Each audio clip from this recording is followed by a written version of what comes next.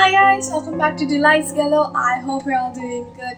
Today I will be reviewing a worldwide famous book.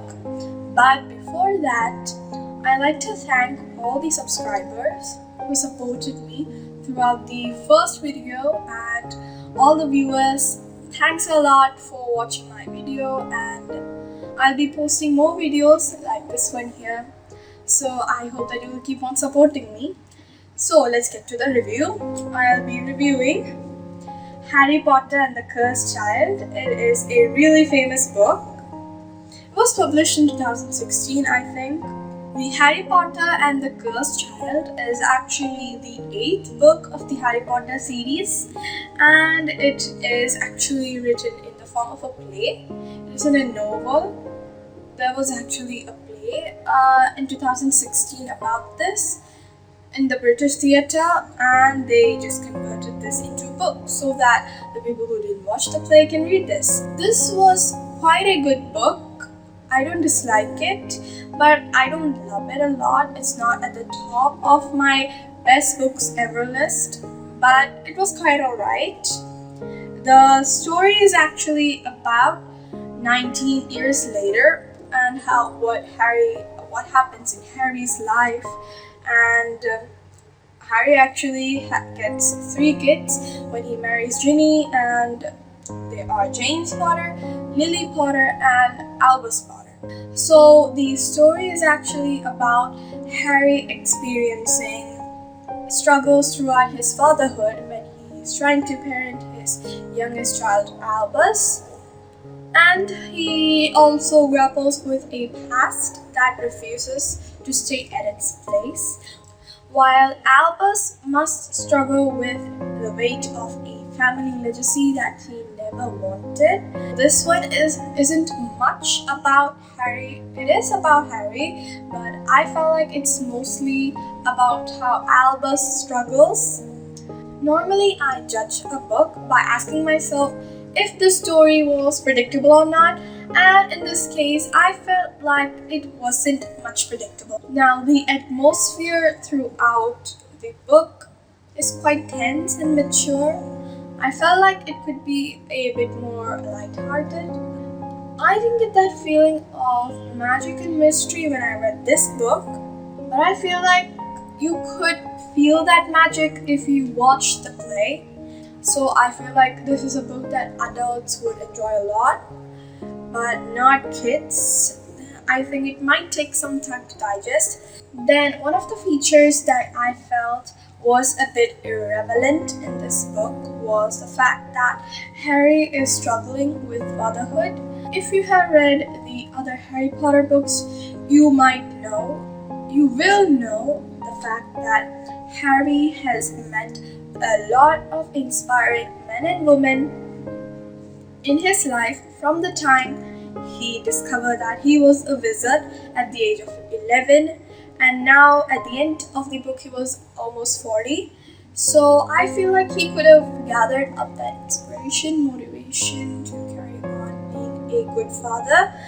But in that sense, I don't mean that the book should have Harry being a perfect father. I would say that he must be half perfect, but the other half he is not knowing what to do. Since it is true that he did not have James in the position of a father throughout his childhood, and he is also struggling with the weight of being a husband and being an overworked employee of the Ministry of Magic. So I feel like it is fair to make it a bit neutral. I don't want it to be too negative. Now, what I liked a lot in this book was the fact that Malfoy developed friendship with Harry Potter. That was a really good thing for me to read, since through the 7 whole books they were quite good enemies, and now they start to be all chummy. That's how Ron describes it in the book. You'll see, you need to read it. And I also liked the introduction of new characters and refreshing the old ones. Like it's just good to read again about Harry, his friends, Ron, Hermione, Ginny, and all of them. But one thing that struck me a bit sadly was the fact that they're now adults. I actually didn't want them to be adults, but yeah, people grow, so I think that can't be prevented. And the introduction of new characters, that is Albus, James, Lily, Hugo, Rose. Hugo is rarely described in the book. There is only the mention of his name in the book. And like I said before, I judge a book by its prediction level. And since the story of the book wasn't that predictable, I give it a thumbs up. So guys, in simple words, I would say that this is a story of what happens in Harry's life after 19 whole years. I think I will give this book a 3-star rating since it was a good story, but I removed the 2 stars away from it since it was a bit hard to digest.